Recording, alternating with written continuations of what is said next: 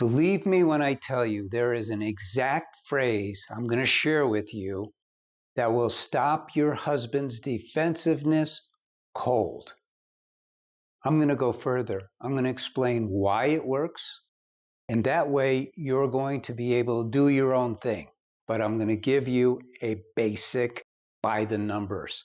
I'm Paul Friedman. I'm founder of the Marriage Foundation. We've been helping individuals with their marriages, for over 25 years. I used to be a divorce mediator until 2001. Now, let's get an understanding of where defensiveness comes from. That's important, because if you don't know where it's coming from, how can you deal with it? It's not what you say. It's not how you say it. Your husband's defensiveness is his problem. Make no mistake of this.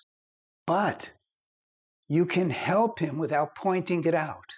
In fact, pointing out to him, hey, you're just being defensive. Guess what that's going to do? It's going to make him more defensive. Why? That's the question. So let's think about this. You learned about this when you were in middle school. Do you remember what you studied? Fight or fly? You remember what that refers to? It refers to our drive to survive, self-preservation. We know that this is true in animals. What we don't realize is that it's true because it's part of our biology. Ingrained in every single cell of our body, there is this innate self-preservation, drive to survive. Now, it's not just in us. It's not just in animals. It's in plants. It's in amoebas. It's in viruses. It's everything. It's everywhere. It kind of defines life. Now, what does that have to do with defensiveness? Here's how it works. We are not our body.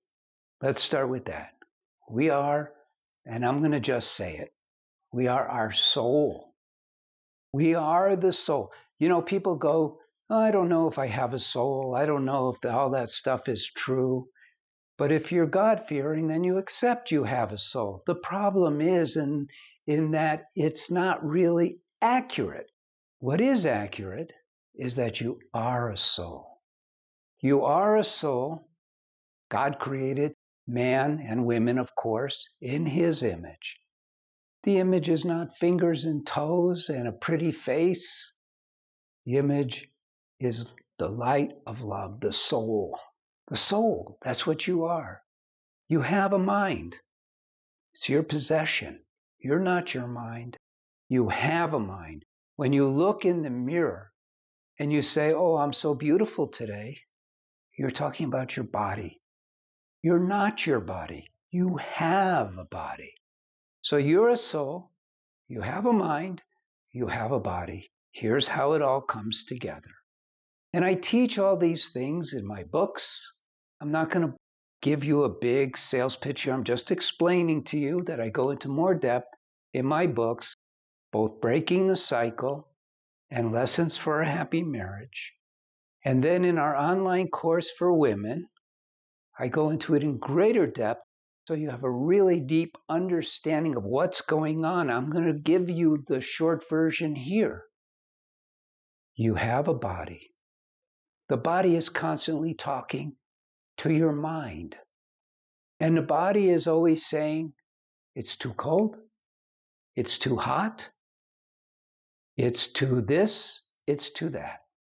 And so your mind gets used to filtering things.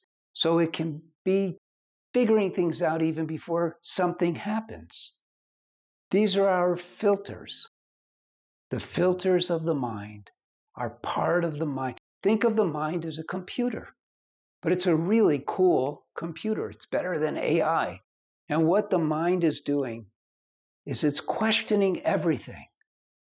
So the mind is looking out through the eyes, hearing what's going on through the ears, and then calculating. Is this dangerous? Why is it doing that? It's doing that because of the body's drive to survive. And the body has literally trained your mind. We are not taught that we are supposed to control our mind. We are taught that we are our mind. It's no one's fault. There was a gap in the teaching. And so who filled it? We're the psychologists.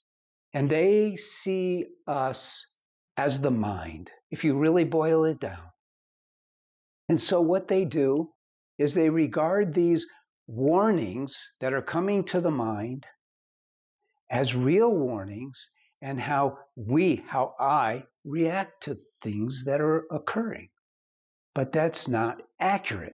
And so what's happening for your husband, which is why he is defensive, is that you may say something to him that triggers an inner reaction in his mind. The same thing happens to you in his mind that causes him to go into panic mode, fight or fly. From your perspective, your husband is being defensive. He does not want to hear what you're talking to him about. And it could be very innocent. We never know. We don't do the introspection ourselves. Now, in the course, I really go into this because it's so important. Why is this so important? This is an important thing. It is important because we don't get married so that our minds can interact. We get married because we want to connect at that highest level of the soul. We want to relate to each other at the level of the soul because we're soul mates. When we do that, what's happening is love. Love is not of the mind. Now, there is an emotional love that is of the mind. That's the love that we feel for our new car, our new apartment, new clothes, new person that we meet, and we're excited. Excitement is not of the soul. It is of the mind. Fear is of the mind. The soul doesn't feel fear for anything. It's infinite. So what's happening is your husband is reacting to something in a defensive manner because his mind is telling him, I don't want to handle this. I don't want to deal with this. Block. Filter, walls, defensiveness. What do? I'll tell you what you don't do. I hope you got this now. I just gave you basically the whole science behind his defensiveness, right? And if you didn't get it yet, go back and listen again and pay better attention. I know it's a little complicated. Even when I was teaching very veteran marriage counselors, my techniques for helping individuals and couples, a lot of this stuff was new to them. And they didn't grasp it right away. They had to go over it and over it. And you will too. Now, what's really going on here is that you fell in love with your husband, soul to soul, and then you ended up slipping into mind to mind. And so you have to be aware of where his weak spots are, you might say. It's like, let's say your husband got burned. He was doing something and he picked up the pan wrong and he got burned. You don't touch that. You don't touch where he got burned because you know it's going to cause him pain. So the same thing should be your purposeful, being careful not to trigger his mind into defensiveness. But what's the one thing that you can say when your husband is defensive? You say, honey, I'm sorry, I love you so much. It just occurred to me how blessed I am to be with you, or something like that. The last thing you want to do is say something like, hey, you're getting defensive. Let me back off for a while. Some ladies actually think they're being kind to their husbands when they say that. Well, if you call out someone for being defensive, they're going to become defensive because you just called them out for something, right? Think about this in the context of your own life. Think about when you become defensive and think what you need to do to override that defensiveness. Well, I'm going to give you a real quick here, okay? In the course and in the books, of course, I go into this extensively because it's very important. These defensive reactions are habits, and they're stored in the mind's subconscious memory so that we don't have to come up with an answer every time something happens. It's a shortcut that the mind, the computer that we carry around, comes up with to save us time and energy. But it's a drag. The reason why it's a drag is because then we're not consciously infusing our marital communication. Marital communication is unique with love. And that's the key. Now, some people hear this and they go, okay, I'm going to say, honey, I love you, but you forgot to do this. And now we need to blah, blah, blah. Wow. You know, you know that doesn't work. You have to be very careful not to trigger your husband, A. But if you already have, change the subject. Just change the subject. Don't bring it up in any way, shape, or form, now or later. Let it go. Let it go. And if something is important, how do I do this in a quick video? I have a whole big portion of the course on marital communication. So, and even in the books, there's a whole lot of information for marital communication that is so vital. You know, I want to tell you one thing. I know this is not critically pertinent to this particular video, but it is quite a shame that none of us, including myself, ever learned about marriage before we got married. And I'm not talking about these, going to classes and all of that stuff where you learn what to say, what not. They're very shallow. I studied all this very deeply for 8 years and worked with individuals. And what I teach is a science. Now, I didn't create the science. The science already was there. What I did was I discovered it.